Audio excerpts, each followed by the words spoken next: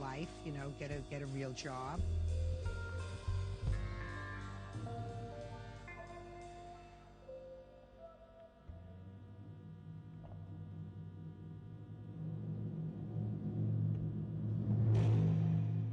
Late Night Delight with DJ Midas every Saturday night at midnight.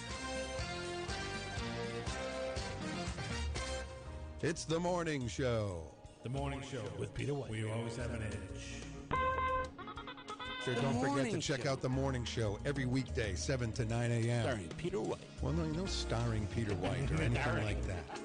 Maybe this was a bad idea. Join me, Matt Connarton, weekdays, 4 to 6 p.m. live for a discussion about politics where we put aside labels like liberal and conservative and have a discussion about truth and what's really happening in the world. Hey Manchester, this is Ben Dion of the Weekly Dion. Every Thursday night live at 6 p.m. We have a special guest on every week. We talk about Manchester, history, current events, and what's going on in the city. Thanks for listening. Live and be happy. Hey everybody, this is Rob Azevedo from Granite State of Mind. Reminding you to tune in every Friday night at 6 o'clock for live in-studio performances by some of the very best artists from around the state playing here in studio doing what they do best. And don't forget, rebroadcast times are Saturday mornings at 9 a.m. and Monday and Wednesdays at 7 p.m. This hour on WMNH is proudly sponsored by CGI Business Solutions, located at 171 Londonderry Turnpike in Hooksett. Serving all your employee benefits planning, design and administration, investment and wealth management, and customized business insurance solutions. They are available at 866-841-4600 or on the web at cgibusinesssolutions.com. You are listening to WMNH-LP, Manchester's radio, broadcasting at 95.3 megahertz frequency modulation from the top of 1000 Elm Street. Our studios are located at 1045 Elm Street and licensed to Manchester Public Television Service in Manchester, New Hampshire, USA. Contact us by email at WMNH953@gmail.com or through our website at WMNHradio.org. It's been 75 years since tens of thousands of Allied troops landed on the beaches of Normandy, France, to help liberate Europe from Nazi control. The beginning of the daring invasion, now known as D-Day, took place on June 6, 1944. More than 150,000 soldiers from the U.S., the U.K., France, Canada, and other countries landed on 5 stretches of the Normandy coastline. They were met by heavy German gunfire, and the Allies lost thousands of men in the attack. But their tremendous efforts paid off. By the end of the day, the Allies had gained control of the area, marking a key turning point in World War II. U.S. President Donald Trump marked D-Day's anniversary at a ceremony in Normandy, along with French President Emmanuel Macron. The blood that they spilled, the tears that they shed, the lives that they gave, the sacrifice that they made, did not just win a battle. It did not just win a war. Those who fought here won a future for our nation. According to NBC, about 170 veterans of the Battle of Normandy returned for the somber anniversary.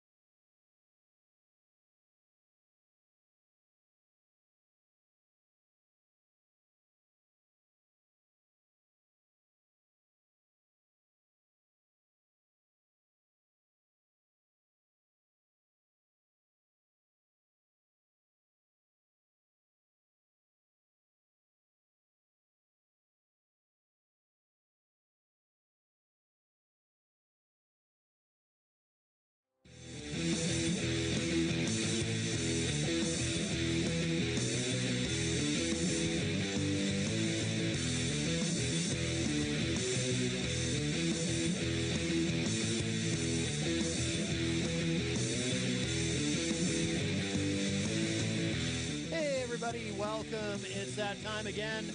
Matt Connarton Unleashed in the afternoon. We're live on WMNH 95.3 FM, emanating from downtown Manchester, New Hampshire. Also on Comcast 97 in Manchester, streaming worldwide at WMNHradio.org, and on Facebook via Facebook Live on the Matt Connarton Unleashed Facebook page.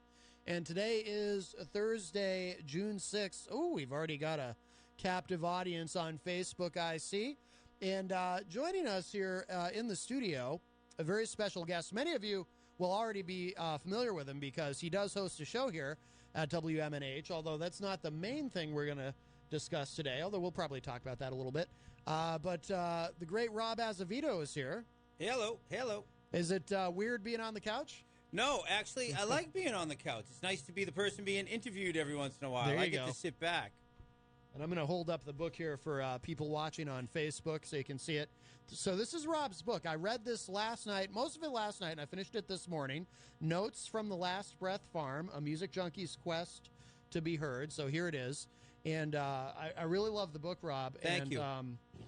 You know, it's a light read, so I was able. Plus, Sure. I read quick, but it's the kind of book. Once you start it, you kind of want to just keep going. You know what I mean? Good deal, man. That was half the point. Yeah. Oh, we already have a call. Wow. Hi, welcome to Matt Connarton Unleashed. Who's this? Oh, hey, this is Zach. I want to say hi to both you fellas and wish you a happy Thursday. And I'm going to be listening to the whole show, and I'm looking forward to your interview. I know that voice. So, That's have a Mr. great show. Eric. Easy G, yes. Hey, Eric, how you doing, pal?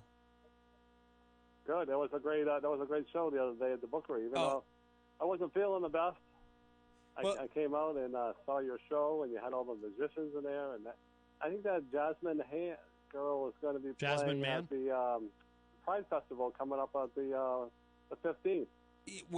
Which festival is it? That girl you had, Jasmine, I think. Oh, yeah, Bookery Jasmine's night the there? best. Jasmine's the best. She's She playing plays. at the Pride Festival. Oh, the for Pride Fest, yes. On the 15th. Yeah, she is. I know for sure she is. I think she's the headliner. I know all those people you brought in. I know you had a lot of magicians. They were all very. Oh, yeah, excellent. they're my I'm gang. gonna have one of them on my on that little show called Peter White Morning Show. Katie Dobbins coming in August 5th. I think Dobbins. I love Katie. I think they're actually musicians. Is the term? Magician. I don't think they're. I didn't see anyone doing magic. Well, what they do, that Jasmine Man, she pulls some magic out of her mouth. That's for sure. I would have let it. So looking forward to the show. So have a great interview there, Matt, and I'll be listening. Thanks, Eric. Thanks, Eric.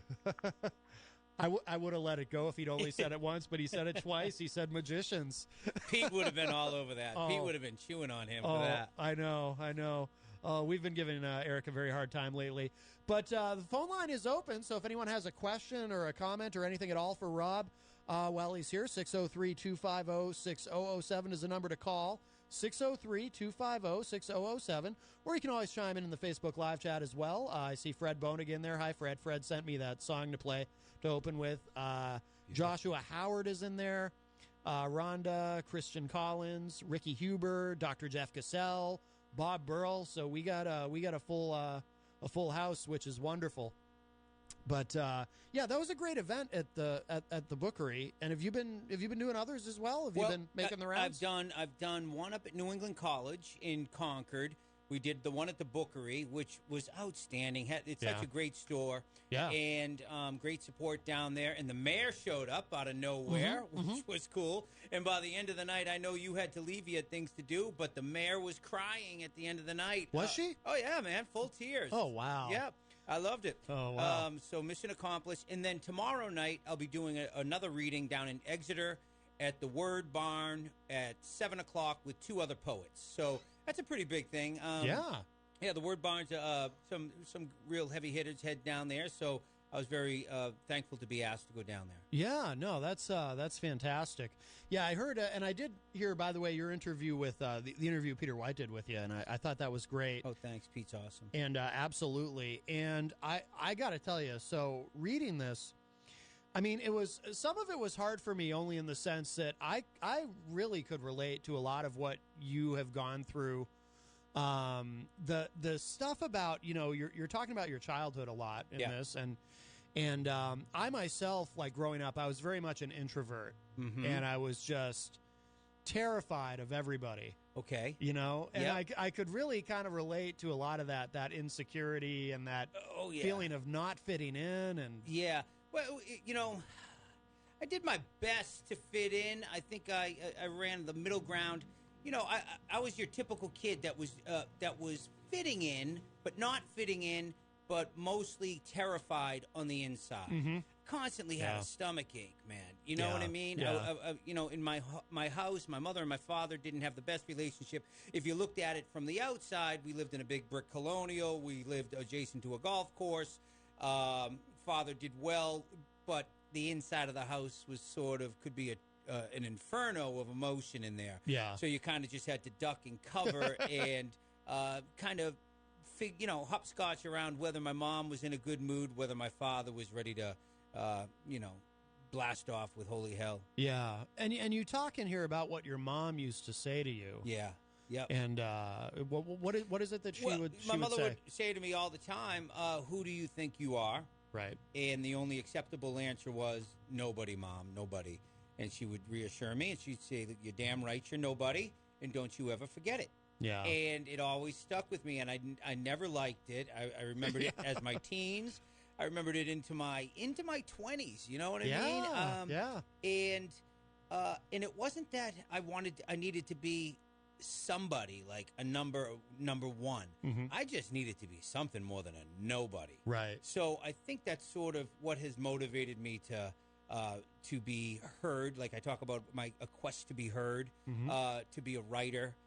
And then I got into making short films. That's another reason. I think, another reason why. And then when I got on the radio, when I got a radio gig about 8 years ago, what's the reason? We could ask anybody who's in this forum. I could ask you. We could sit here like, why are you on the radio? Why do you feel a need, Matt, to be on the radio? There's something that fulfills you about it. Yes. There's something that gets you up out of your apartment. This is like what I say too. Gets us off the couch. Gives us a sort of self-satisfaction, I think. Yeah. Something about contributing. Right. And I don't know if that's right for you, but that's it for me. No, I mean, I think that is it. And I know for me, too, it's almost kind of a form of therapy, you know, because I got a lot going on in my head and here. And it's such a blessing to have the opportunity to do a show here where, they pretty much leave us alone. That's right. There's no one trying to control our content, so we can do what we want with our time here. And it's really, it's really wonderful, and that's a big part of why I do it. Kyle Heavey, host of Off the Mark Sports here at WMNH, is in the Facebook live chat. Love that dude. Good guy. Yeah, absolutely. Kyle says, keep on rocking in the free world, gentlemen. Baby. Yeah, baby. Wayne Noel is in there as well. Rhonda says, yep, no one knows what goes on behind closed doors. You are not alone, buddy. Thank you, Rhonda. Thank you. And Ben Dion, another one of our hosts here at WMNH, also is in the Facebook live chat. He's a great guy. So, absolutely. Yeah, no, we have a great crew here. We're very fortunate. We do. We're very lucky. And like I was talking to Pete about it, and you and I, me, you, Pete, Kyle, Ben, we all know, we have great management here. Yes. I work at a couple different stations, and I can tell you, it's a totally different ballgame down here. I never hear from the other station manager. Yeah. And it's not like we need to hear from Joe or everybody else. It's just they let us do our thing. Yes. But we respect that they let us do our thing, right. And we don't act like clowns about it. Right.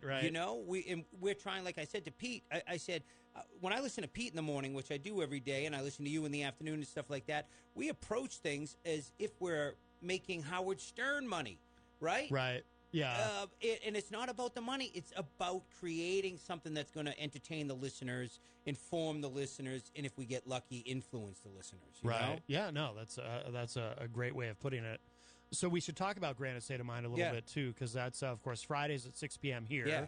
Yep. And then Thursday nights, 7 o'clock at WKXL 103.9 up in Concord. Okay. Yeah, same that radio station.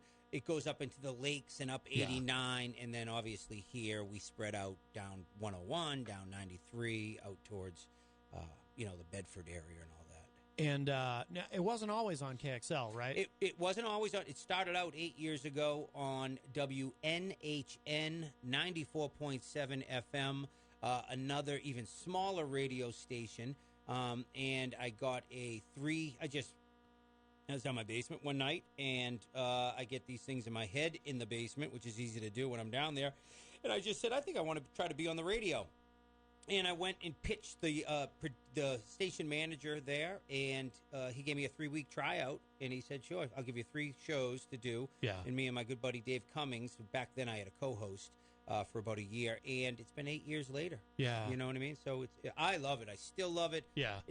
Like Friday nights down here, it's like my favorite hour of the week, man. Yeah. The work week is over. I've got somebody coming in to entertain me. Yep. And I leave here, and I pop over the Wild Rover after, and it's game time, you know? And you didn't have any experience, right? Prior to starting? Zero. Yeah. Zero. It's like, I wish I had done, I did a lot of writing in college, but I wish I had worked at the radio station. Yeah. But I didn't get the balls to do anything about it, like a lot. Here I am. I got all the balls in the world when I'm in the 40s, right? Sure. But where was I when I was a teenager in my 20s? That's another thing about you that I got from the book that I can really relate to. Tell me. Because I often describe myself as a late bloomer in a lot of ways.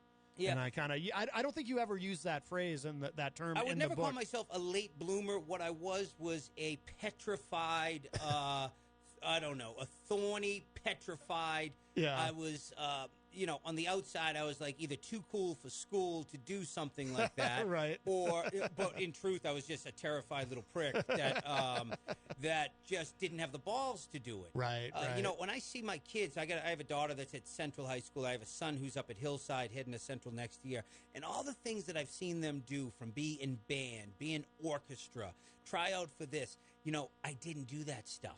I wanted to do the stuff, but I didn't have the guts to do the stuff. I can relate. And now I wish I was in band, man. I know, wish I was in orchestra. Yeah. I wish I had gone into drama and acting. Yeah. You know what I mean? Yeah. I wish I worked for the AV department in the junior high. So, audiovisual department. I didn't do that. So, right. That's not my mother's fault. That's not my father's fault. That's my fault. Do you ever feel like, because now you've been very prolific with everything that you've done. Like reading the book, I didn't realize like all the films and everything. Yeah. And I didn't know much about. I mean, I kind of had an inkling, but I didn't know a lot about your career in that realm. Do you ever feel like you're kind of making up for lost time in a certain sense? Trying to push yourself and. You know what? No, because I don't do anything that I don't want to do. I don't rush anything that I want to do now. Yeah. I do only what I want to do. Yeah. You know, if I want to sit down at night and go write a column down the basement, I go write a column if something's with me. Yeah. I don't stress too much about it. Yeah. If an idea comes to me to make a short film, whether it's a documentary, a rockumentary, or just a short film, then I go down the basement and write it. After I write it, then I'll start thinking about, all right, how am I going to make this a movie? Yeah. Where am I going to get the $2,000 to make this a movie? Where am I going to find the guy to shoot it and edit it? Because I don't know how to do any of that. Yeah. Nope. I'm at the pace that I want to be at. I'm doing it. And the book was sort of like the final thing that I needed to check that off. Since I started writing in college, I always wanted to walk into a bookstore and see on the binder, Azevedo. Oh, I don't even know what whatever the title was going to be. Right. And I never in a million years did I think it was going to happen until it did happen. Yeah, that's pretty cool. Yeah. That's awesome. Yeah. Good for you. And that's the best way to create, right? To create because you want to. Yeah. Not because you have to. Yeah. Not because you have to meet a deadline or do something that someone's hired you to do that maybe you're not that into. Yeah. You know, Matt, I talk to people about it, and they're like, how do you do all this stuff? I get these ideas that people will say to me, man, I get these ideas in my head, right? But I don't do anything with them. And I say, well, shame on you, man. This is because I learned it. Yeah. I say, shame on you. Those ideas come to you for a reason. They come knocking on your door. Right. And now it's up to you to act upon it. Like, you probably wanted a radio show at some day. You're very much into politics. You're well-versed on politics. And here comes an opportunity at WMNH, right? Yeah. You could have kicked the can down the curb and not done it, or you could have said you could have grabbed the opportunity and taken it, and you did, and you ran with it. So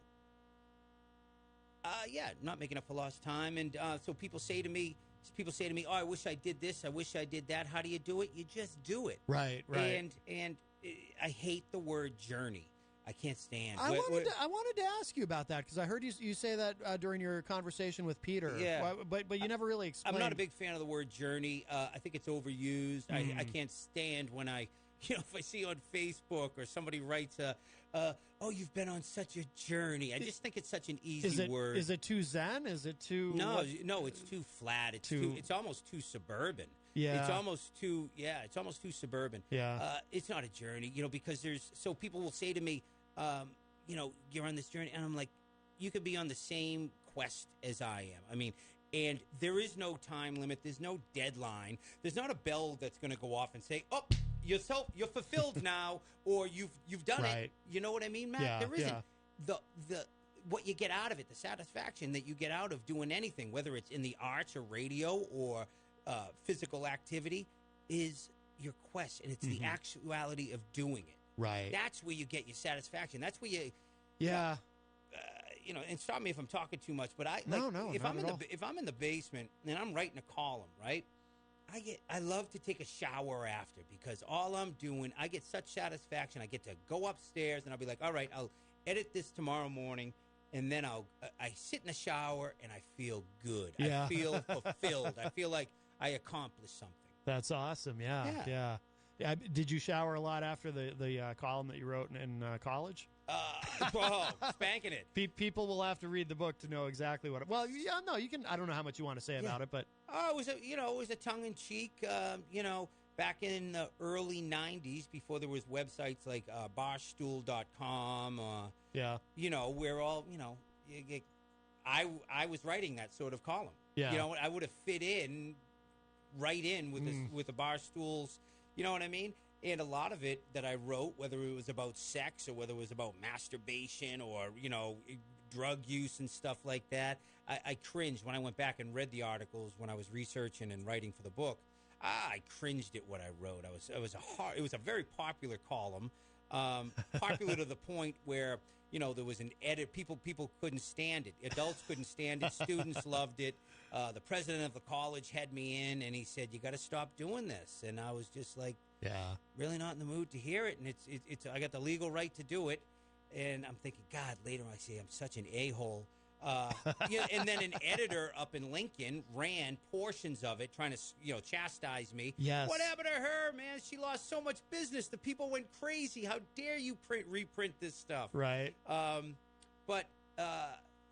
So I did it. It was called Spanking It, and so you figure it out. And there's a great story in there about some guys at the college who were upset with you. Oh yeah, man. Football players would. I was in the weight gym, and I used to bust. I used to go after the people who I would think could take the busting. Right. I wouldn't go after I wouldn't go after the little man. I would go after the big man. Exactly. And I always knew, it would cost me a beating here and there, or something like that. So these guys, they were like, "Did you read what this kid wrote about us?" And I'm sitting there and I'm like lifting, and I'm like, "I was the one who wrote that about you." And sure enough, they found out it was me, but they didn't do anything. Yeah. But anyways. Well, which we're happy about. That they, Kyle says in the Facebook live chat, we just need Peter to join the Facebook view to be all together for the first time in a while. Oh, that's true. Yeah, if Peter were in here, we'd have all the hosts on here at once. Oh, hello to Rocky Huber, who says very inspiring. And hello to Frank Potato. Frank and I used to be in a band together many years ago, so very cool. Are you already writing something new? Because I also remember in your conversation with Peter, you were saying you were already looking for the next book. I know. My publisher, George Gears, up in Concord, Plaid Swede Publishing, right after, because I finished writing the book about 9 months ago. Yeah. And I'm always looking for a project. So, like, within 2 weeks after we had coffee and he wanted to talk about sales and stuff like that, and I have a number I have to hit, which is good. And I said, all right, I'm ready to go again. I said, I want to send you a little treatment of what, I want to write next. I want to call it Notes from the Last Breath Farm, Volume 2, Queen City Blues. And I want it all about Manchester. Yeah. And he's like, he just looked at me. He's like, "Are you serious?" And he's like, "You're not much for living in the moment." And I'm like, "No." I'm like, "I'm ready to go, George." And he's like, "Yeah, I'm not. I want to see how books. I want to see if this one sells." And I'm like, "All right." And so, as a my day job, I've worked for 100 years. Selling home medical equipment, so I'm a numbers guy as it is. You give me a number, George, and I'll hit that number. Yeah. So I think I got to sell like 500 or something books, and I think we're already almost halfway past that. Oh, great. Yeah. Yeah, so because the book's only been out for about a month. Okay. Month to 6 weeks. Yeah. Yeah. That's that's fantastic. And can you explain the title? Because I'm sure people are very curious. Notes from the Last Breath Farm. That is literally a title that I have had in my head since early 2000s, I would say, probably 2005. And I remember when I came up with it. It's a Warren Z. Notes from the Last Breath Farm. Okay, all my favorite books, Pete. Matt, have been notes. Notes from The Underground by Dostoevsky. That's one of my favorite books of all time. Notes from Cold Harbor by Frederick Exley, one of my favorite books. So I wanted my book to be titled. If I'm going to do this one time, then I want the exact title. I want it to, so I wanted it to be called Notes. Last Breath Farm comes from a line of a Warren Zevon song called Detox Mansion. I've gone to Detox Mansion way out on Last Breath Farm. I've always liked that. I figured, okay, so Last Breath's got to do, sort of goes with last gasp, last chance. Right. Okay? Right. Farm, we're in New Hampshire. It's bubolic. You know what I mean? Yeah. So I want a kind of rural title. So I just said, okay, let's call it Notes from the Last Breath Farm. Yeah. My publisher was, anything I said, he was like, let's do it. Yeah. And obviously you were able to talk him into the cover, because I remember also you said on Peter's show that he said he had never put out a black book. Never put out a black book. That's Brendan. Brendan is designed phenomenal with graphics. Yeah. He did all the logos for the shows here, and Brendan's amazing. Yeah, and the publisher was like, so, I should I'll hold it up again so people watching can see the cover. You. Yeah, thank you. I don't know how closely they can see it, but although I did post a picture of it earlier too. Yeah, thank you very much on the Facebook page. I wanted it to be black. One of my favorite books is by the French writer Celine, and I've read his book. I think it's a Long Day's Journey into Night, or that might have been. Anyways, he's got a book, something like that, and his cover was black, sort of just like this, and it always stood out to me. And Pete said, and other people have said, they said, man, that stands out from all the other books, a black book. So there it is, my black book. Yeah. Not the kind of one I like, but that's my black book. So there's a lot of great stories in here. There's one, there was one that really bothered me that this happened to you. And it just, I bring this one up because it relates to something. I talk on the show a lot about the war on drugs. And there's a story in there about what happened to you in Nova Scotia. In Nova Scotia that for me was upsetting on multiple levels. I mean, partly because I feel badly that you went through that on a personal level, and also too, more broadly, I feel badly that anybody has to go through that. That was rough. Rough. Well, my wife, our very first day of our honeymoon, we decide to head up to Nova Scotia, go to Portland, Maine, and take the boat over to Nova Scotia, and then just tool around Nova Scotia for our honeymoon, just drive around. She brought, what did she do? Every once in a while I'll imbibe, so she brought a joint for me, surprised me, and I'm like, oh, outstanding, this is great.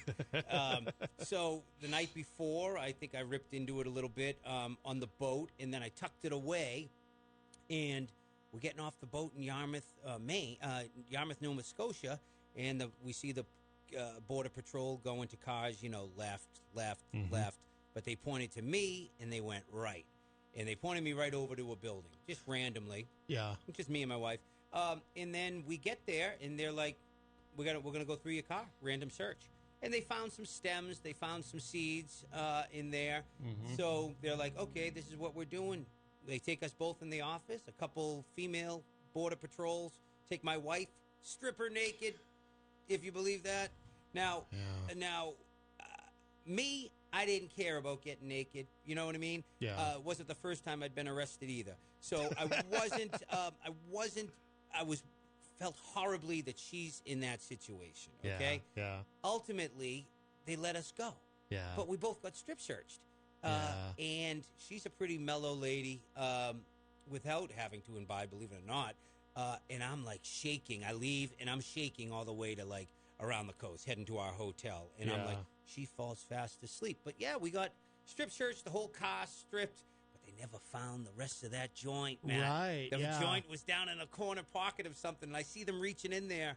And I'm like, good Lord, man, what are they going to do? It's Friday. It's flipping Friday.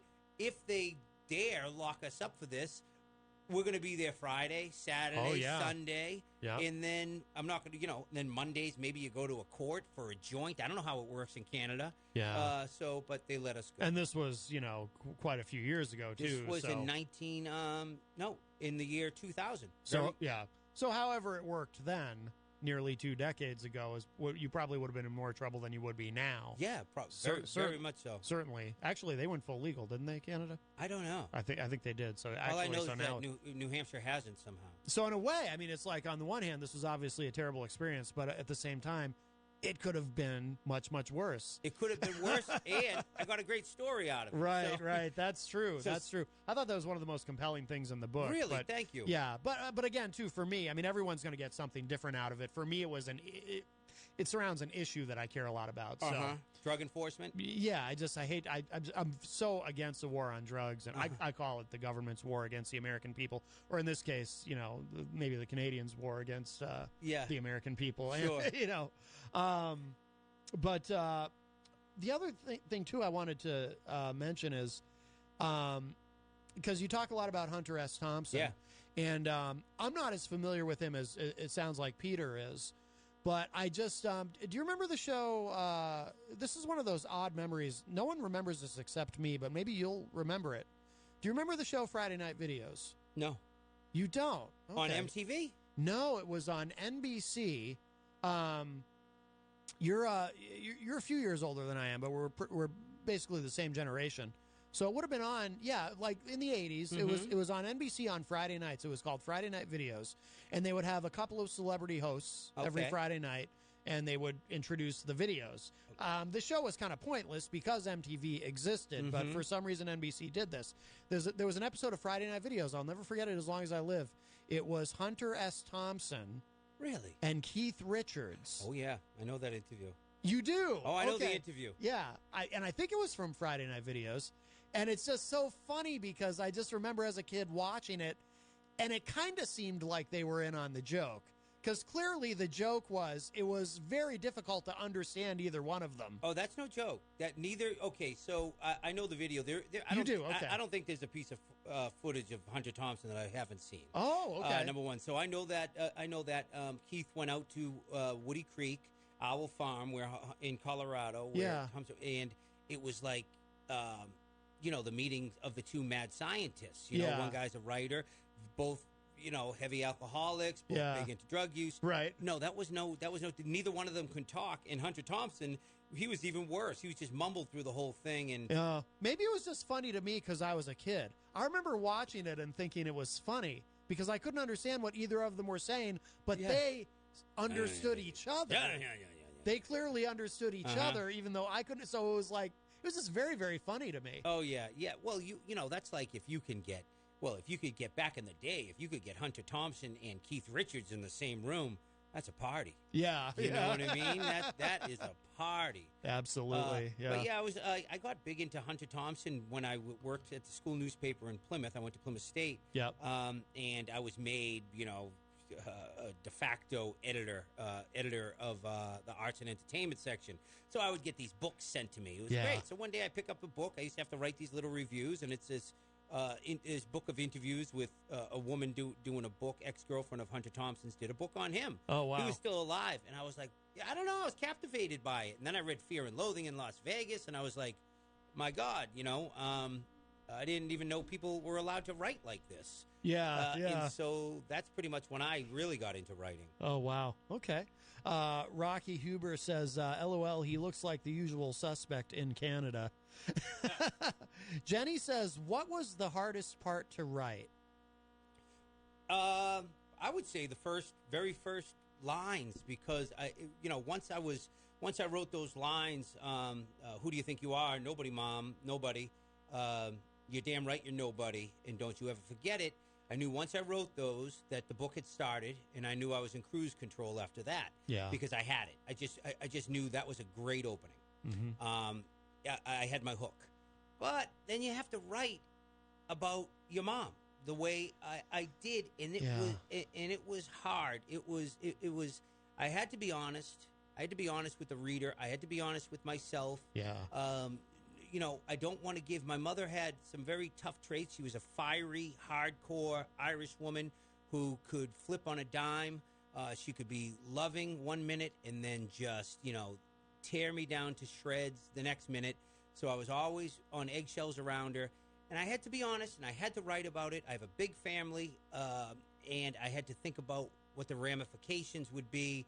Them reading that stuff about my mother, and my mother died last July, and I don't want to say, I'm glad the book came out when she had passed. Well, that's what I was wondering. Could you have written that if she were still alive? I would have.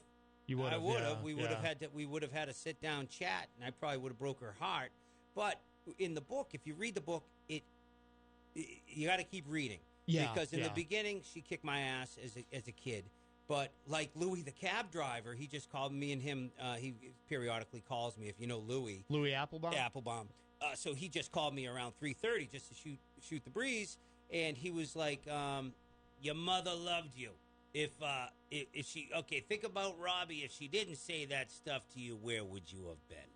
And you're right. You're right. Maybe I wouldn't have been motivated to do some of the things that I do. Right. So that was the stuff about my mom was very, very hard. Yeah. And, but, it is what it is. You know what I mean? Yeah. The writing game is, it's easy if you can just make it up or you just do the real fluff stuff. I don't know. I could have painted a much softer picture, but I painted the picture that was real. No, but to be fair, you do. I mean, you explain how you kind of never knew, like when you woke up in the morning, what it was going to be with your mom and whatnot. But then you also say, though, but she was a great mom. I think the line you use is you said, "Don't let me sell it any other way." Don't let me sell it any other way. She was a great mom. Yeah, and I can be a bit of a prick myself. You know what I mean? It's my mother fed me. She bred me. Yep. I never went without clothing, without 3 meals a day, without haircuts, all of that stuff. For her to be as tough as she was verbally, she must have had her own host of problems that I was too young to understand. Right. She's a mother there. She was in her 30s. I know 30s aren't easy on any mother. Yeah. She had 3 other kids. Her and my father didn't have a very loving relationship. So, I was getting some shrapnel. And I later learned, I figured out when I was older that, those shots that she was, welcome to Manchester. Yeah. Those shots that she was taking at me probably weren't even intended for me. They were probably intended for my father, but she didn't either have the guts to say it to him. And as a parent now, I have my own kids, and sometimes when I'm ripping into my own kids, right? Sometimes when I'm ripping into my own kids, I sometimes wonder, am I yelling to them about what they did, or am I yelling about something else? Yeah. You know what I mean? Yeah. Am I misdirecting it, and I'm just using them as a punching bag for something else? Because well, some of that's human nature, right? I mean, people do that anyway, even outside of parenting. Just in any kind of relationship, people will take things out on other people. Bosses do that. Yeah, I think bosses do that. Everyone does it. I mean, it doesn't make it okay, but it's something we all do, and we're all guilty of to some extent. So, and your dad's kind of a tragic figure in the book. Yeah, my dad. You would have never known it. He was a furniture guy, delivered furniture for Jordan Marsh downtown Boston. And then he said when he was downtown Boston, all he would do is unloading furniture, and he would see these guys in briefcases and suits, and he'd be like, "I got to do that. That's what I want to dress like for work." Took an insurance test, studied his butt off, became a very successful financial planner in downtown Melrose. Had an office up there. And him and my mother ended up getting divorced. He got cleaned out. But up until like the last month and a half of his death, when he died of cancer very quickly.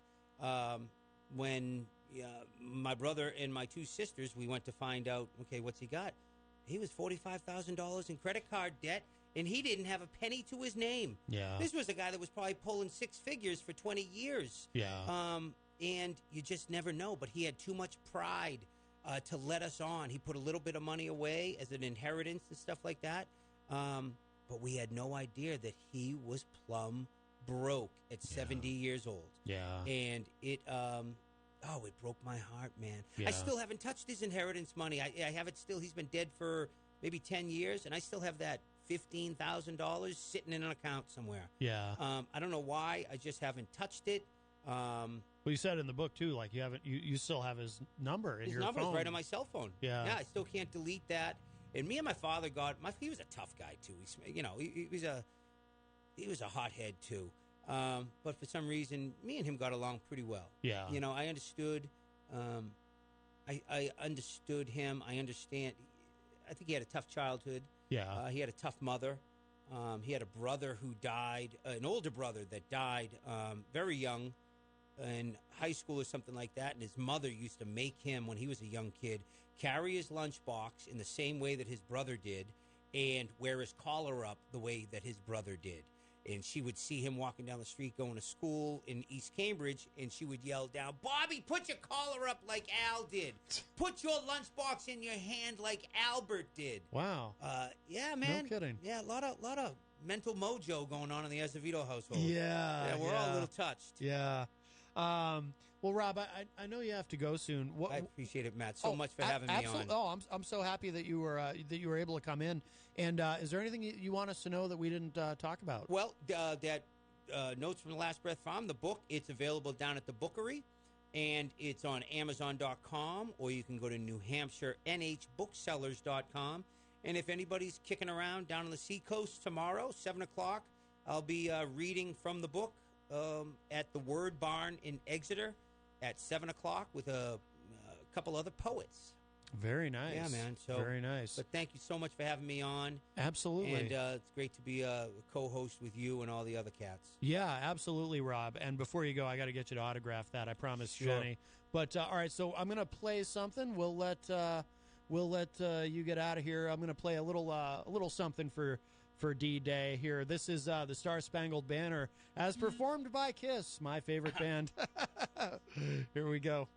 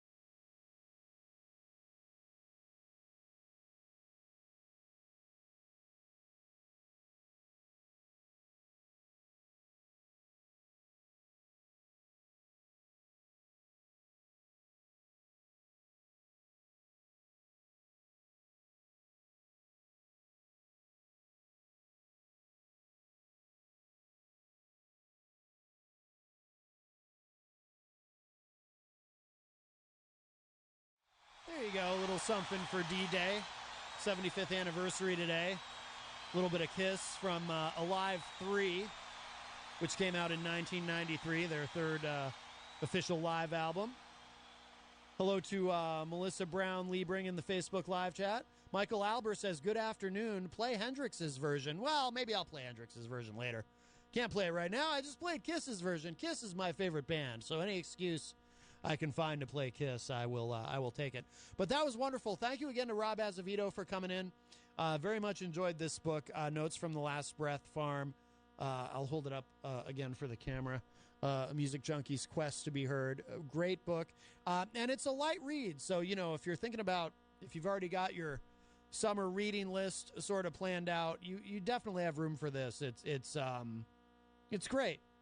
I really, it's just it's a fun book. I mean, obviously, like we were talking about during the interview, there's some heavy moments in it.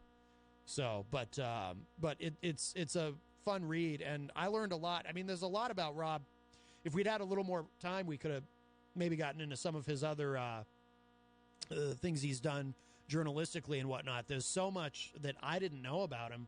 I mean, obviously, I learned a lot about his childhood and what motivates him and this and that, but just things that he's done professionally that I had no idea about. So that was great. I really enjoyed that. So thank you again, Rob, for coming in, and that was a lot of fun. Let's see. I was listening to a little bit of the morning show, and the morning show, of course, with Peter White, weekdays 7 to 9 a.m. here on WMNH, and of course there's a replay from 2 to 4 right before this show. And Easy G, Eric Gagnon, had called in this morning, and I was very excited to hear something. There was something that they discussed that really kind of piqued my interest because it's something that we've been talking about here on the show. So let me just play this short clip here. Well, very nice. Thank you. She likes my nickname, too, Easy G. Well, why wouldn't she like it? We all love it. It would be bad if she didn't like it. When the hell are you coming back, man? Tuesday. The 5 days to the big man and Tom coming back to the show. 5 days. Yeah. 5 days. I couldn't sleep this morning, so I rewrote my whole entertainment report, so I got some hot, exciting news, fresh entertainment news. I spoke to Trixie, so she let me know some hot news going on downtown Manchester, so I will alert all my fans about the new news. Right now, I'm keeping it under the table, as they say. Now, that's not the part I'm excited. Don't get me wrong. Very excited next week to hear Easy G's hot news. That's very exciting. But that isn't the part that really kind of piqued my interest here. Okay, here it is. Well, we're thinking about doing. I'll let it all out, as they say. Well, I have an announcement for you. I think we're going to try to do a show over at Goldenrod. Yes! What do you think about that? Oh no, I don't like that idea. Well, what do you mean? We can go in. We can go inside. We won't be outside. We can do it inside. Right. Goldenrod. Yeah. What? Oh, yeah, I'll make another prediction for the day. There's going to be no 10:30 game today. It's going to get rain. All right, so there you go. So it sounds to me like it's pretty much a done deal. The live remote at Goldenrod. The idea, of course, I think is we'll do like a joint live remote with the morning show and this program. We'll all hang out and do a live remote at Goldenrod together. I think it's wonderful. And it sounded to me like Easy G was on board. I mean, he was being a little coy about it. He didn't want to sound too excited, but probably because he won't be able to be there at Goldenrod because he'll be working at Creamland. But we'll all be there. It's very, very exciting. So I just wanted to share that for anyone who didn't hear the morning show this morning. This as we try to get this worked out, this live remote at Goldenrod. It's all just wonderful. So I am fascinated by this. Whenever this happens to someone in media, when they get shut out in some way. Alex Jones, of course, some time ago now. I mean, it's been at least 6 months, probably longer. The time goes so fast. Alex Jones, since he was deplatformed, removed from YouTube and I think from Twitter and everywhere else. Well, it's happened to another one, and it's, another individual. Someone I would argue is far, far less controversial than Alex Jones could ever be. And his name is Steven Crowder. And if you're not familiar with Steven Crowder, he is a conservative online host. He hosts a show called Louder with Crowder. I think now they're on the Blaze Network, which is, Glenn Beck's, or Blaze TV, I think it's called. Glenn Beck's The Blaze had merged with Mark Levin's thing, whatever that was called, and now it's Blaze TV. So Steven Crowder, he's also a stand-up comedian, or he was. I don't know if he does stand-up anymore. When I first became aware of Steven Crowder, I thought he was kind of interesting, kind of fun, briefly, and then I got tired of him pretty quick when I realized he's actually not really funny. And, you know, there's a connection here with Kiss. Speaking of Kiss, Steven Crowder did this thing. Well, Kiss has a song called Dr. Love, and or Calling Dr. Love, rather. And Steven Crowder did a parody of that song called Dr. Trump. And a lot of, clearly, if you see the video, if you look at it on YouTube, or maybe you can't see it on YouTube because he's been deplatformed. I guess you probably can't see it on YouTube, but it might be somewhere. There's a site that a lot of people might not be aware of called dailymotion.com. And sometimes I can find things on there that I can't find on YouTube. Dailymotion, it's very similar to YouTube. It's like YouTube, except far fewer people know about it. So, which you might think, well, that means it probably has less content on it, right? But actually, you can find a lot of things on it that you can't find on YouTube. Because sometimes people put things on YouTube, and then if they get a copyright strike or whatever, it gets removed from YouTube. It gets blocked.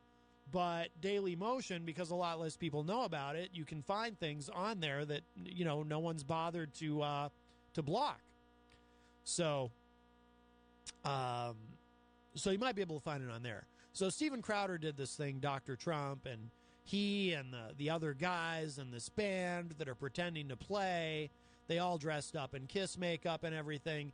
And the problem with it is it's really, really not funny. It's like they put all this, and if you've seen it already, you know what I'm talking about. It's like they put all this effort into it.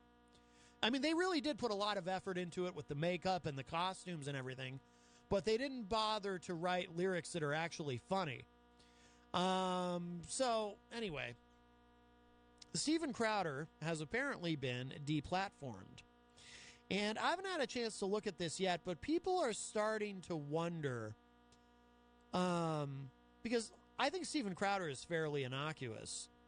So people are starting to wonder, you know, what are the guidelines and what qualifies someone for being deplatformed, or what disqualifies someone for continuing to be a participant on these social media platforms, whether it be Facebook or YouTube. Or, I mean, some people don't necessarily think of YouTube as a social media platform because it's content, but it is a social media platform.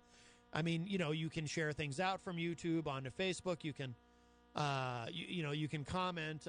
Not that I recommend spending any time reading YouTube comments beneath videos, because they're usually just ridiculous and vulgar. Let's see. Rocky Huber says, I hope your song's ready for that day. I don't know what you mean, Rocky. I don't get it. Michael Albert says, Steven Crowder meme, prove me wrong. Yeah, he's the prove me wrong guy. If you haven't seen this, Steven Crowder, he goes to these college campuses and sets up a table, and, you know, he says, prove me wrong. So he argues with these college kids, like, you know, Steven Crowder will say, and he's a conservative, so the subject might be abortion. He'll say, abortion is murder, prove me wrong. And then you see a heavily edited video of him debating a college kid. And, of course, Steven Crowder is never proven wrong about anything because he's in control of the content. So, you know, the videos are edited together to make it look like he's this genius, and these liberal college kids are just so dumb I mean, it's all, whatever. Let's see. Crowder is like a male Ann Coulter. Yes and no. Ideologically, yes. But the big difference being Ann Coulter actually has been very critical of Trump. Which is weird because Ann Coulter, I mean, she's the one who wrote a book called In Trump We Trust. And yet she's been very critical of him, whereas I don't imagine Steven Crowder ever venturing out of his Trump fandom. Let's see. Michael Albert says, Jonathan Colton has a song, Don't Read the Comments, Don't Feed the Trolls. I'll have to check that out. Rocky says, live at Goldenrod, It's Goldenrod is better than Creamland. Yes! That's a future hit song. I think that song, Rocky, now that you bring it up, and if you haven't heard it yet, I'll just give you a quick, because we're writing a whole thing with verses and a chorus and everything, and of course, Paul Cormier and I are writing an entire musical, Goldenrod the musical. It's very exciting, but basically it goes, Goldenrod, I really like your food and your ice cream. So much better than Creamland. Woo-hoo. And of course, if you're a regular listener, you heard me sing it the other day to EZG, Eric Gagnon, who called in to tell me how much he loves the jingle. In fact, I think that's part of what has inspired him to try to get this whole live remote at Goldenrod going, even though he works at Creamland, because, he thinks it's just such a great jingle. I think it's a future hit song. I think it's top 40 material. Let's see. Michael Albert says, quote, oh, no, it's not in quotes. Why did it look like that was in quotes? Oh, because it was, and then he reprinted it without the quotes. Michael Albert says he throws statistics at his opponent without any way to verify them on the spot. Yes, that is true. He does do that. And the person who walks up is, of course, not prepared for debate. Yeah, right, exactly. Crowder, the game is rigged. Crowder has it set up where he has the total advantage. And, and like I said, even if a college kid does walk up and manages to kick his ass in the debate, we'll never know it because the videos can be edited so that that doesn't happen. Let's see. So Crowder has been deplatformed, and let's get into why, because I really didn't see this coming. And like I said, so this brings up, even if you don't care about Steven Crowder, this just brings up, it brings up larger questions about what are YouTube's guidelines? What should YouTube's guidelines be? What should the guidelines be for these other sites? Do they have a First Amendment obligation to not be deplatforming people? Some make that argument. Or these are technically private businesses, so really they can do whatever the hell they want, or they're publicly traded companies, or, well, YouTube is owned by Google, but so I don't mean literally private businesses if it's a publicly traded company, but you know what I'm saying. They are a business. They're not a public utility, right? So, so it just raises a lot of questions. But here's what happened. This is from the Washington Post. YouTube just announced that it was demonetizing. Demonetizing. Let's, before we go any further with this, this is part of why this is a big deal, because not only when you deplatform someone, not only do you remove them from whatever the platform is that they were able to participate in and market their content and their concepts and so forth, or their product or whatever it may be, not only that, but it does affect them on a business level, because people make money on YouTube. And when you demonetize, for those who don't know, if you don't know how YouTube works, monetization is when you're able to, you put up content that, where no one else holds a copyright, and then you set your account so that your content can be monetized. So if you get enough views, this is how a lot of people make money. If you get views on your YouTube videos, if you get enough of them, you can actually earn an ad commission effectively on those videos. So when someone who has a certain level of fame, like Steven Crowder, not a household name, but people who pay attention to this stuff know who he is, right? He's got a pretty big following. He's on the Blaze or Blaze TV or whatever the hell it is now, right? So, I mean, he's he's famous, right? So he makes a lot of money. He makes a lot of revenue from these videos, from his YouTube content. So, not only do you remove that person's ability to transmit their content through the platform, but you also affect them monetarily. So, let's see. Michael Albert says, the problem with Crowder and Jones, referring to Alex Jones, of course, is that they make sweeping generalizations about people of a certain class or political leaning, like SJWs, social justice warriors, and deal in misinformation. If TYT, the Young Turks, started to deal in misinformation about conservatives and Trump, you'd probably see them deplatformed too. Would you, though? Because there is a theory, and I'm not making this argument either way, but a lot of conservatives make the charge that YouTube and the Young Turks, by the way, very dependent on YouTube. I don't think it's the case now, but at one point, and honestly, I think this was probably a decade ago, maybe less, but I know that at one point, Cenk Uygur of the Young Turks was the highest paid celebrity, if you want to use that term, on YouTube, because the Young Turks is so wildly successful and have been so successful on YouTube. I mean, that's really, if the Young Turks were to be deplatformed, I'm sure they have a lot of people who subscribe directly to their website. I don't know enough about their business model, but I do know it's very, very heavily dependent on YouTube. But there are conservatives who would claim that these sites target conservatives, and the conservatives are far more likely to be deplatformed than liberals. But, see, then we almost get into a chicken or the egg thing, because even if you accept that premise, that conservatives are right about that, or even Tim Pool says it, Tim Pool, who is not a conservative, he's a Bernie guy, right? But if you're familiar with Tim Pool, a lot of liberals don't like him because they kind of feel like he's carrying water for the conservatives in these instances. I don't think that he is, but I take him at face value. I think Tim Pool is interesting. But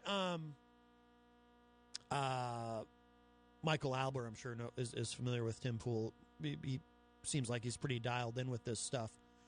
But even if it's true that conservatives get banned and liberals don't, is it because these platforms favor liberals over conservatives, or is it because conservatives are more likely to spread misinformation and lies and defame people? Now, without making a judgment about that one way or the other, because I'm an independent and there's a long list of reasons I could give you. Just one of those reasons is I think that both liberals and conservatives are guilty of, not all. I'm speaking in very broad terms here, but I think that some liberals and some conservatives, to be a little bit more precise, are guilty of a lot of intellectual dishonesty and hypocrisy, and, everybody likes to pretend that everybody on their team is so pure and wholesome and honest, and it's those other guys on the other side of the aisle that are spreading all the lies and misinformation. And I see a lot of examples of it on both sides of the ledger. Do I think that one of the two teams is more brazen and more consistently dishonest than the other? Yeah, but let's put that aside for the moment.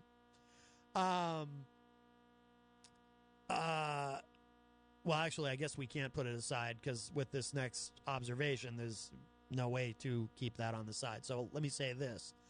I tend to suspect that conservatives, again, I'm speaking broadly, I'm not saying all conservatives, but I tend to suspect that conservatives are probably more apt to traffic in misinformation and distorting of facts, because as I have observed over the past decade plus, the line between, and this is where Alex Jones comes in, the line between conservatism and conspiracy theorism has been so blurred that there pretty much is no line anymore. I really started to notice this during the Obama administration. Just to give you an example, a lot of conservatives believe to this day that Barack Obama was not a legitimate president. He was an illegal president because he was actually a Kenyan-born Islamist terrorist who was installed in the White House by the Illuminati or someone with the intent of being able to destroy America from within by unleashing on the country some weird new hybrid of communism and Sharia law. And by the end of his presidency, everyone would be wearing a burqa, and the UN would have come in with black helicopters and confiscated all your guns. That seems to be what conservatives believe, many of them, not all of them, certainly, many of them about Barack Obama. And can't help but notice none of that ever happened. We don't have Sharia law.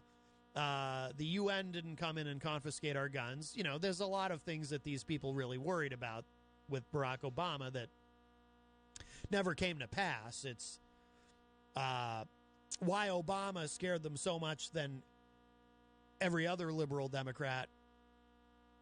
Who knows? I mean, there is something about Obama that was kind of different than past presidents. There was, I'll acknowledge that. There was something about him that was a little bit different that may have kind of freaked these people out. I can never quite put my finger on it. I feel like it's something obvious, but I just can't quite figure out what it was. It's, but I'm sure it's something. It's probably as plain as the nose on my face or the color of the skin on the nose of my face. I don't know, but there was something about Obama that was a little bit different. But the thing is, too, this is the part that why I think conservatives really traffic in this stuff is what I just said about their attitudes and their perceptions of Barack Obama. You might say, yeah, well, Matt, that's the fringe of the Republican Party. But if you ever looked at any polling data during the Obama presidency, no. That was a lot of Republicans,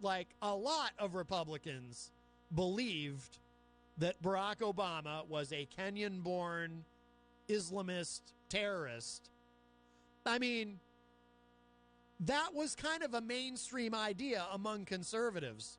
I have a lot of friends who are conservatives, and this is what they would talk about when talking about Obama and how he hated America, and his goal was to destroy America through the presidency and all that. And they would have all these different conspiracy theories, and geez, even Fox News, right? You're not going to see Alex Jones on Fox News, right? They don't traffic in conspiracy theories, right? It's more mainstream conservative, right? But again, the lines have been blurred. When Barack Obama was running for president in 2008, Fox News was reporting. You can look this up. I'm not making any of this up. This is not an exaggeration. Fox News was discussing the terrorist fist bump. If you don't believe me, go on YouTube. You can look it up. Fox News terrorist fist bump Obama.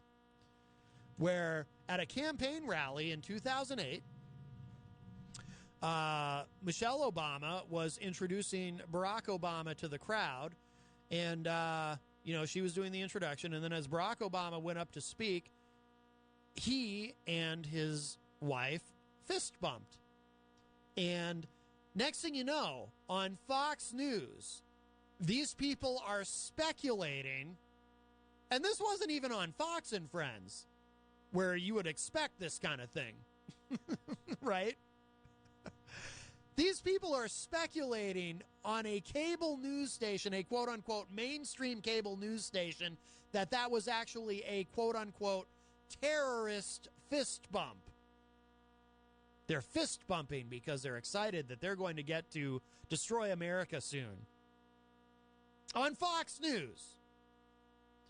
So, do I think one side traffics in a lot of misinformation and, well, lies, and more so than the other? Yes. Let's see. Let me back up here. Oh, a lot of, let's see. So Michael Albert says YouTube is owned by Google. When it gets down to it, they are a conservative company. You raise an interesting point with that comment, Michael, actually, because if you remember Alan Combs of Hannity and Combs, who passed away a number of years ago. Alan Combs, who, if you read, there was an Al Franken book, Lying Liars and the Lies They Tell, or something like that. I don't know if I have the title exactly right. But whenever Al Franken refers to Hannity and Combs in the book, Combs is always spelled out in smaller print than everything else because from Franken's point of view, and the point of view of a lot of people, Combs was kind of minimized on that show next to the alpha male ape-man known as Sean Hannity. But anyway, Alan Combs wrote a book that I read where I can't remember the title, but he argued that the media is not liberal because Republicans always talk about the liberal media. Now they just say fake news. Trump gave them something even simpler than they can say, oh, it's all fake news. They used to talk about the liberal media. Anytime anybody in the media criticized any Republican for any reason, at any level, under any circumstance, it was, oh, there's that liberal media again. Alan Combs made the argument that no, the media is not liberal. The media is conservative because big media is owned by big corporations. You know, the cable news networks, those are owned by larger companies that are conservative by nature because they benefit from things like tax cuts for corporations, etc. So that's what I'm reminded of when you say that, Michael, the Alan Combs comment. Michael also says, loving all the communism and Sharia law we're under today, huh? Yes, it's quite... Well, don't worry, though. Trump is making it all go away. He's making America great again. I remember on Inauguration Day, all of a sudden it was like all the Sharia law and communism just kind of went away. I was hoping it would hang around a little bit longer because I wanted one unifying term or word for this concept to take hold, like Shariaism or something. That would have been fun. Michael Albert says, could it be the color of his... referring to my speculation about Obama. The color of his suits, maybe. You know, he did wear that tan suit once, and that freaked a lot of people out. Remember Obama with his tan suit on a Friday afternoon? People were losing their minds. I thought he looked great. How cool... Look, whether you agreed with him or not, the guy was cool. Barack Obama's a cool customer. Name me another president that could have gotten away with wearing a tan suit and still looked good. You look good, I thought. I know nothing about fashion. I'm probably wrong. He probably looked terrible, and I just don't know it. Michael says, what was different about Obama? What could that be? You can't say that. You're playing the race card. Oh, if I talk about what was different about Obama? Let's see.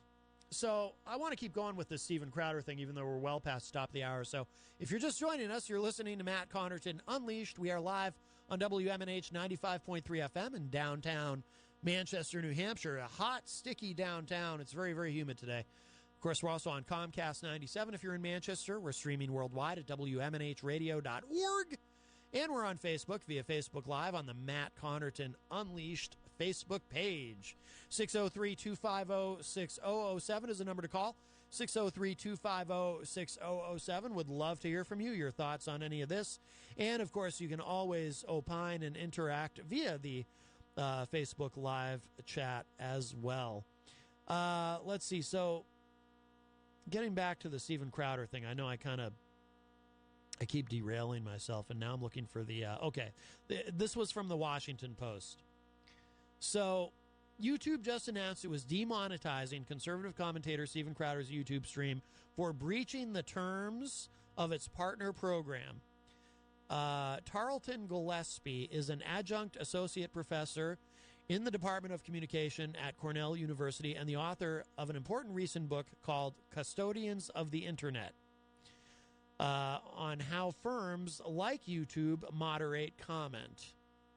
So I asked him what was going on.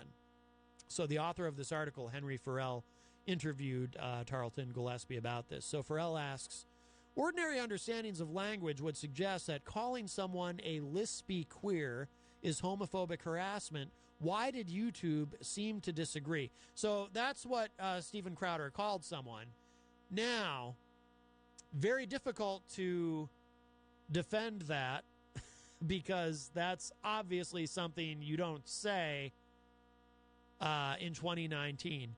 Actually, that was something you don't say 20, 30 years ago. Like when I was a kid, it wasn't okay to call someone that, right? I would have gotten smacked. And my parents never hit me, but they would have hit me if I'd said that, if I'd called someone that, right?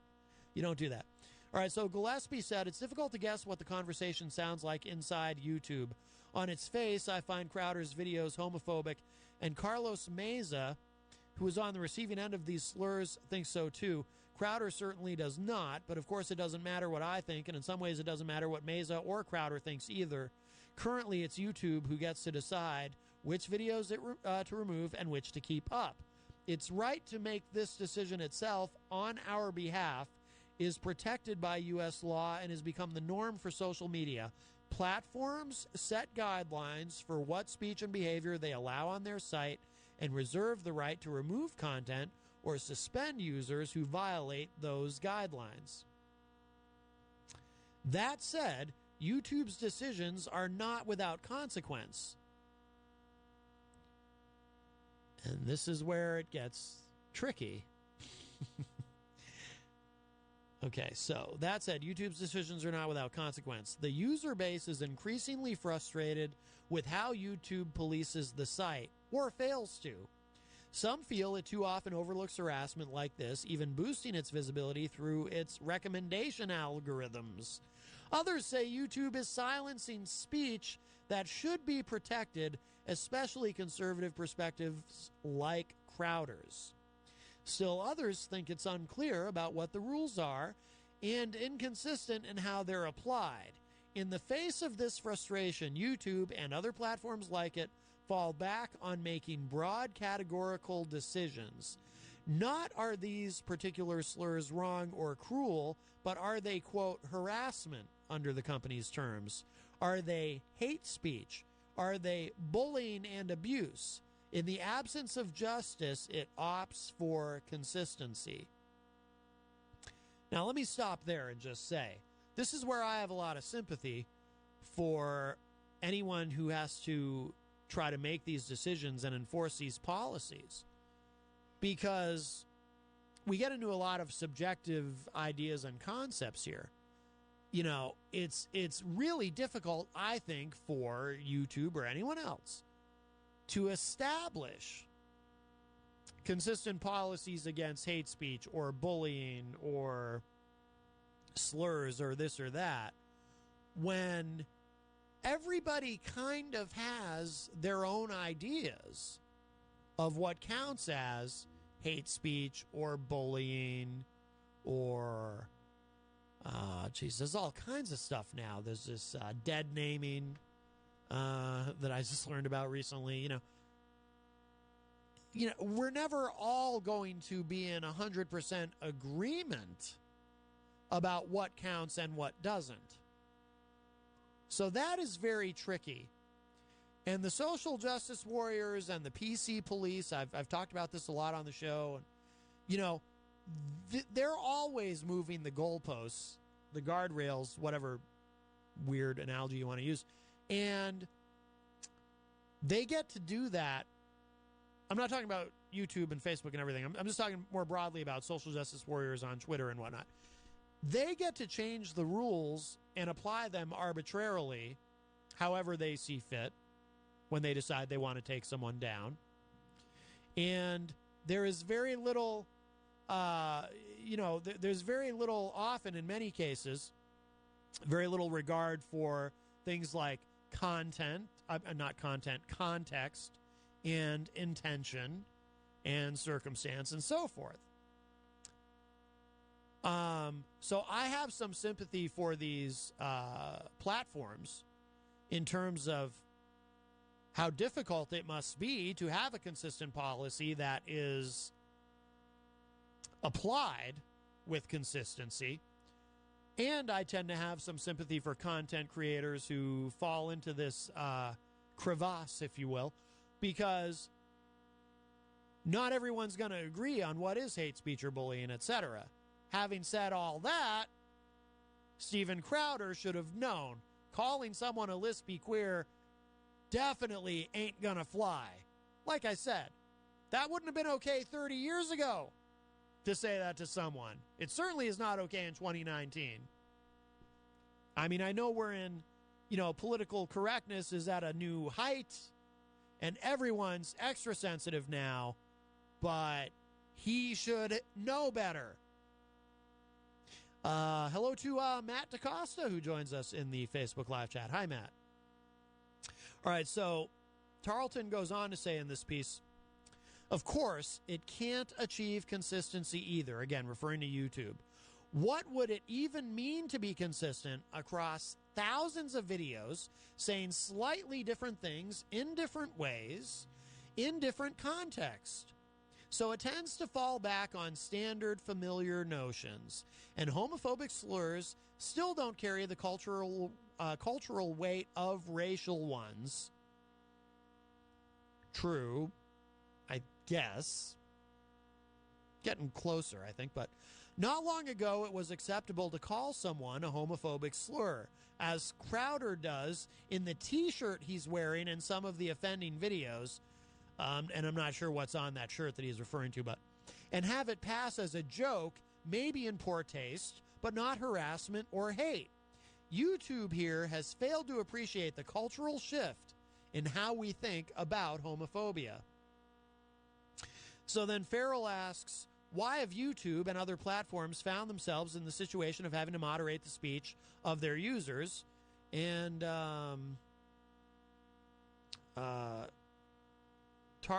Tarleton Gillespie says,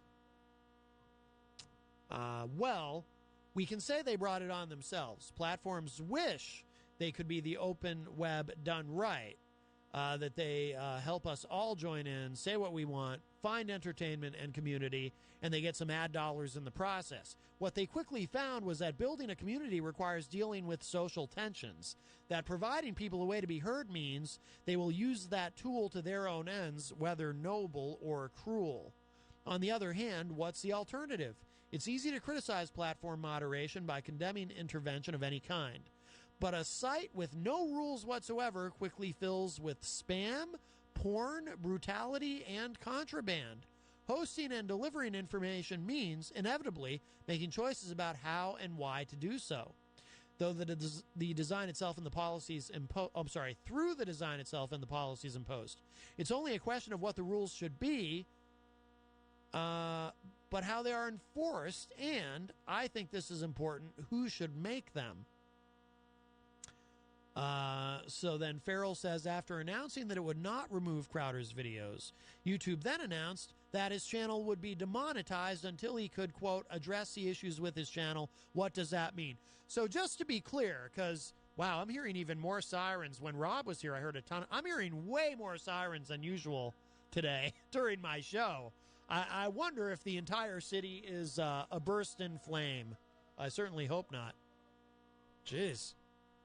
So just to be clear, so what YouTube has done is they're not taking down any of Crowder's videos, apparently. They're leaving everything alone. They've simply demonetized his channel. Depending on how sympathetic you are to Crowder, you might consider that to be a form of extortion. But like I said, the phrase that he used, he should have known better, so I don't have a lot of sympathy for him. So Gillespie says this. YouTube has long had a partner program that gives users with sizable audiences a share of the revenue from the ads paired with their videos. This can be lucrative for YouTubers with large followings. YouTube also reserves the right to demonetize either a single video or an entire channel if the content is not advertiser friendly. A second layer of content guidelines above the ones that already apply to everybody. This means the revenue stream from a popular video can suddenly dry up at YouTube's discretion. Having his entire channel demonetized could be a significant financial blow to Crowder, and most likely it is. Though he also sells merchandise and may have other sources of revenue as well. I don't love that YouTube's revenue sharing only applies to YouTubers with a big audience. There's no reason why every user couldn't split ad revenue for their videos, however minuscule. I agree. Perhaps selfishly, but I agree. But given that YouTube has chosen to reward audience size, it does create a useful distinction. It holds users with big audiences to a higher standard. Bigger audiences should mean higher standards. YouTube may do this for its own financial reasons, of course. It wants this content to be palatable to advertisers. As we've learned, harassing speech has additional effects beyond just being hurtful. Crowder can say he's just debating or being un-PC, but that it's his right to speak as he chooses. Excuse me. But his audience takes these slurs as a signal to harass Meza directly, leaving cruel comments on his videos, harassing him on other platforms, emailing him with death threats. Crowder knows this, certainly, but he gets to shrug and pretend his words are the only issue. Having an audience comes with responsibility. YouTube's revenue sharing rules, however self-interested, impose this additional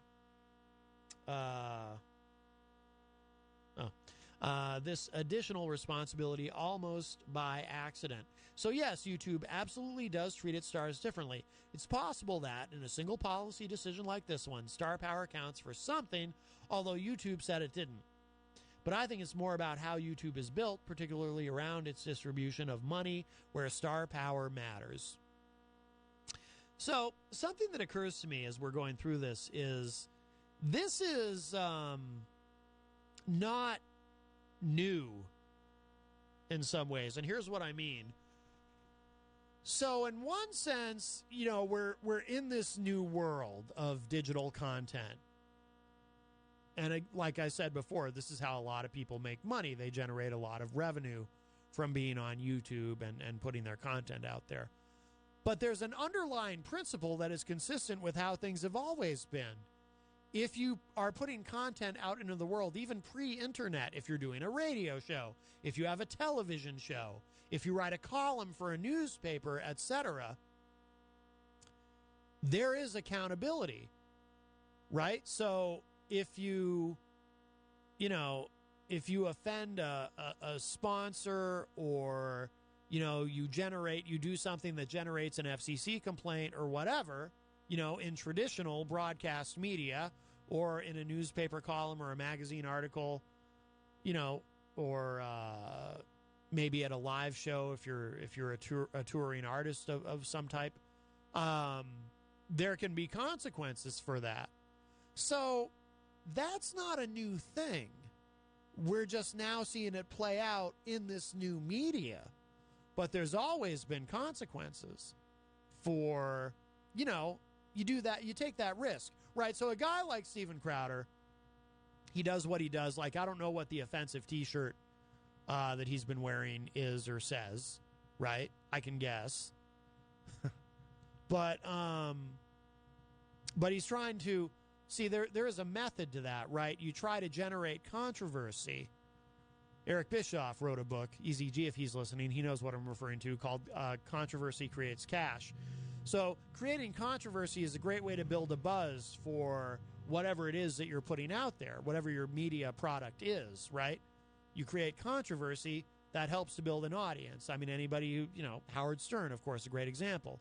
Early in his career, well, actually through most of his career to one degree or another, but particularly early in his career, he was very controversial. And, he got fired a couple times along the way. And, other people like Opie and Anthony, same thing, right? But you can use that to your advantage if you play the game right. Because that helps you to build buzz, it helps you to build an audience, and then you got to figure out how to walk that line between, ruining your career and having your career really take off and be very successful because the controversy has played in your favor.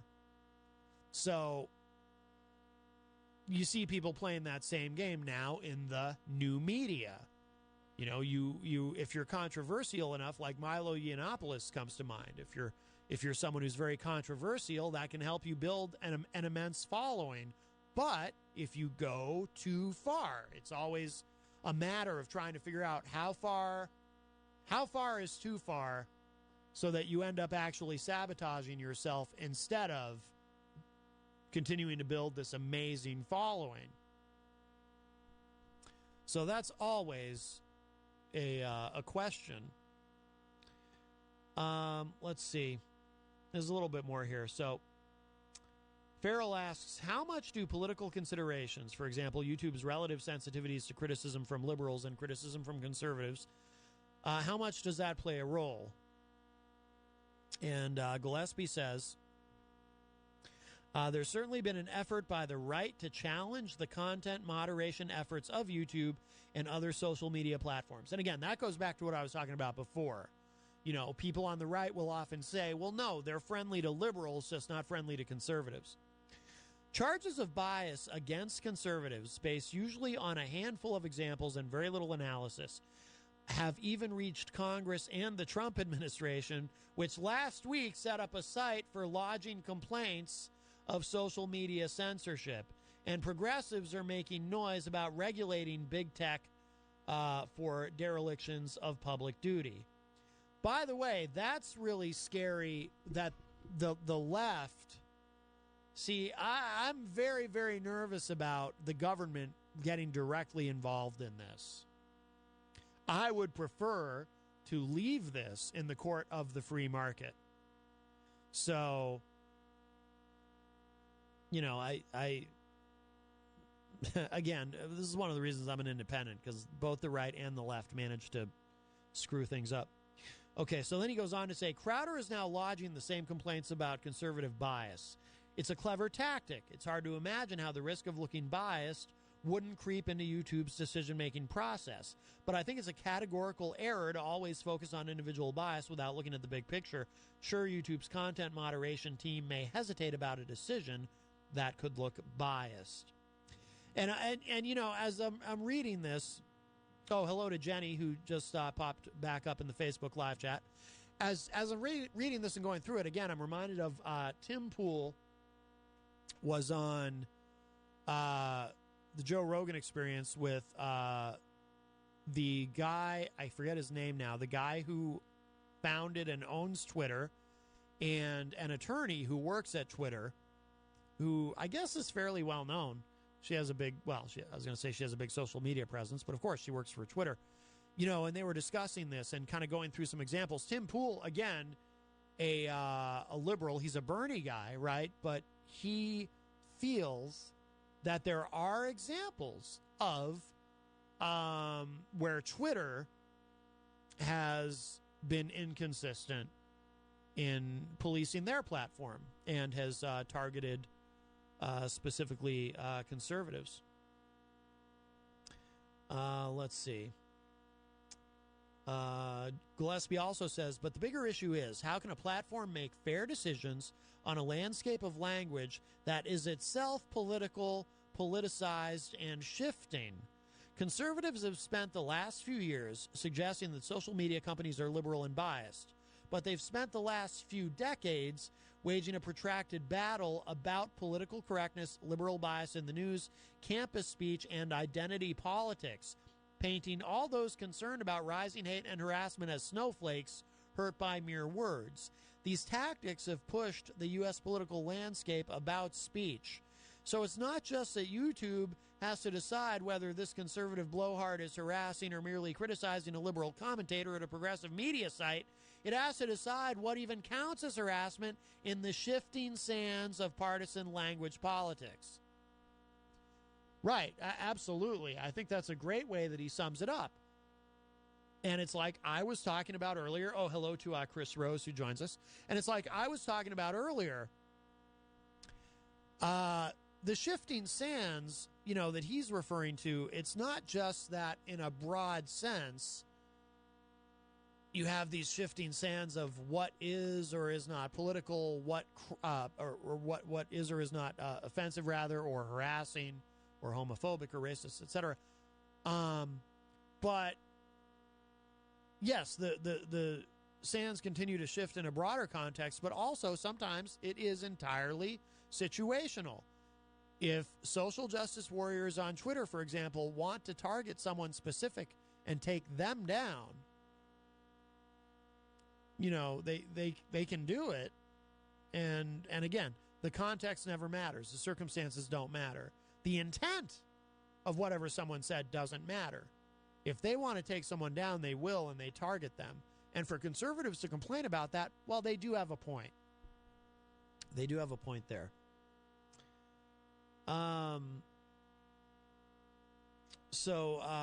Farrell asks, what recommendation does your book have for dealing with these kinds of clashes and controversies? And Gillespie says in his book, Custodians of the Internet, he says, I try to show what an enormously difficult task content moderation is, how it extends some very old questions we've had about media for a long time. And again, that's what I was saying a few minutes ago. This isn't new. The venue has changed. The platforms have changed. Because now we're in this new media, this digital media. But the problem itself is not new at all. This has been going on for as long as there's been media and communication. So he says, I try to show what an enormously difficult task content moderation is, how it extends some very old questions we've had about media for a long time, and to wonder whether it's acceptable that these decisions should be made by the platforms. It's time for platforms to radically rethink their commitments and their impact on public life. They should certainly close the gap between their stated rules against harassment and actual enforcement of them. And they should admit that hateful speech stirs up swarms of harassers by holding instigators as accountable as their followers.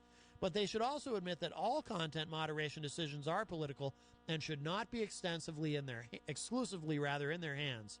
Publicly contested values are worked out by being publicly contested. You could argue that this means Crowder should get to say what he wants, Meza what he wants, then we all gnash our teeth and beat our chests. But the alternative would be for platforms to make space for that debate to occur publicly and among its users, and then enforce the conclusions they reach. It should matter what Meza thinks, what Crowder thinks, what I think, and what all of us think, more so than what YouTube thinks. So I thought that was a pretty interesting discussion on the Washington Post website, and I will actually I'll drop that too into the Facebook live chat for anyone who wants to peruse that further, although this browser that I'm using seems to be starting to freeze up. Here we go. Let's see. Oh, Fred Bonig from the Daily Ripple just dropped a link into the Facebook live chat. Oh, it's a Chris Ledoux song. $5 fine for whining. That looks like something that might be suitable to end the show with. Thank you, Fred. And we are joined in the studio by Mr. Ben Dion is here. Hello, sir. How's it going? The Weekly Dion, of course, coming up at 6 p.m. live here on WMNH. Did you figure out what you're going to be doing on the show this week? Yeah, we have a teacher that I work with actually coming on, Mr. Shane Rosmus.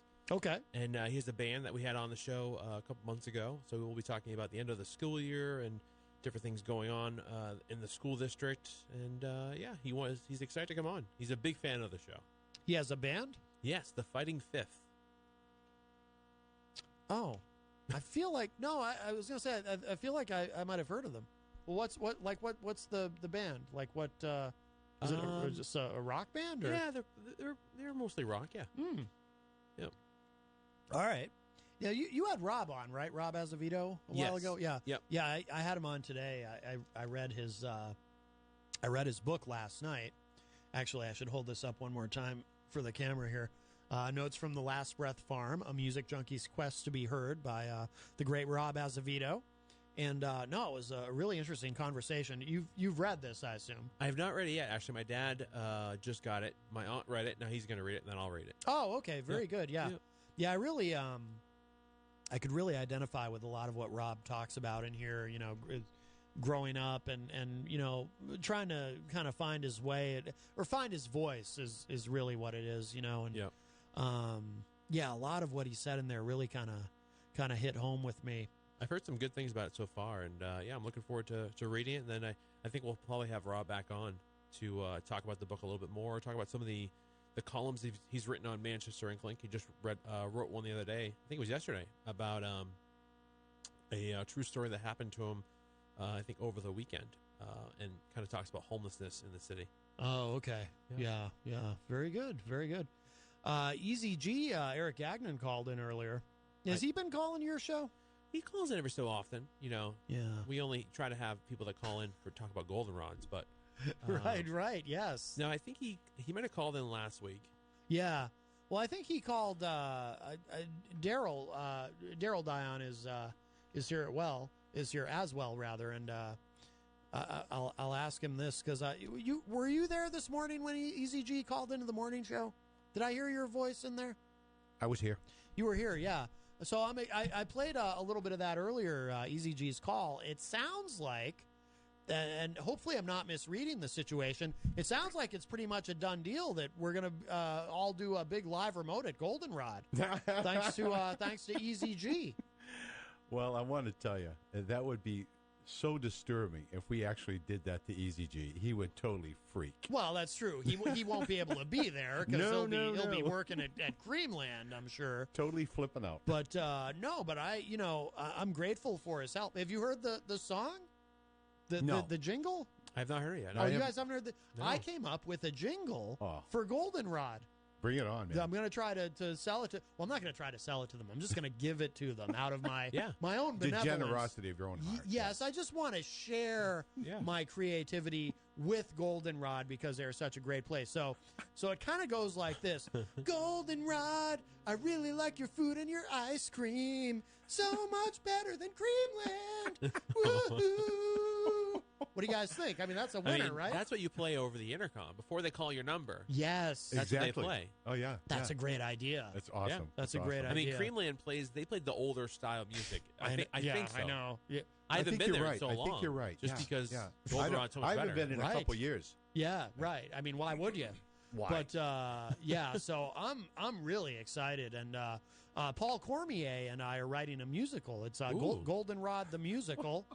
And it's going to have that song in it, of course, an extended version. Yes, and, I like that. So we're just gonna really ride this. We're gonna ride this Goldenrod all the way. You should absolutely, yes, absolutely, yes.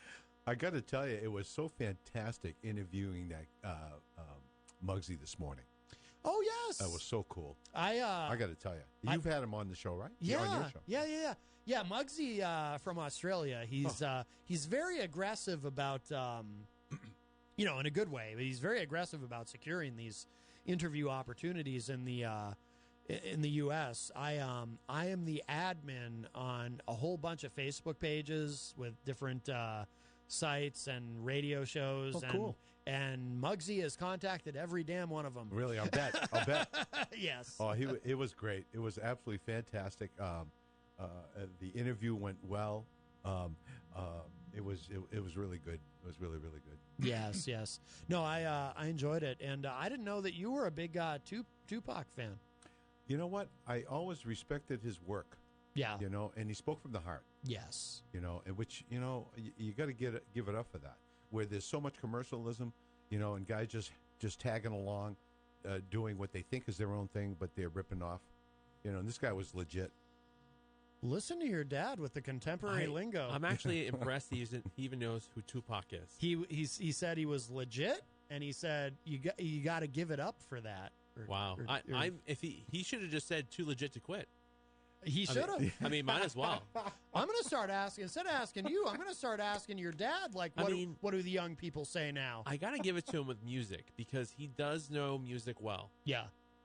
But my dad is a little biased because if he doesn't like the music, he just doesn't appreciate it as much. Oh, okay. But there's not that many forms of music that I don't like. You don't like country? I don't like country, admittedly. See? That's pretty much it. I like the classical music.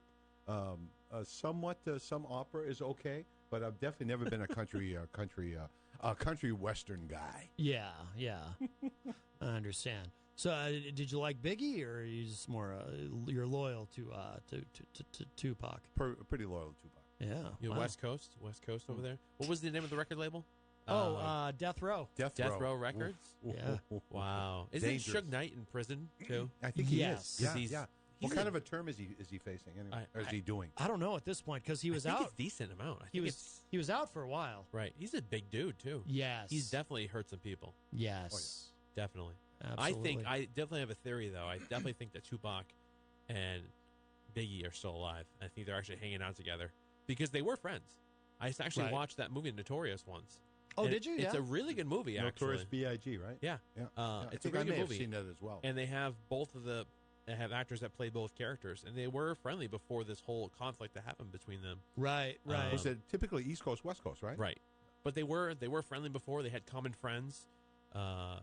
Sean Diddy Combs, or Puff Daddy, or what the heck he calls himself. Does he still do now. any music at all? Now he's just Diddy, I think. I think he's just Diddy. Yeah. Okay.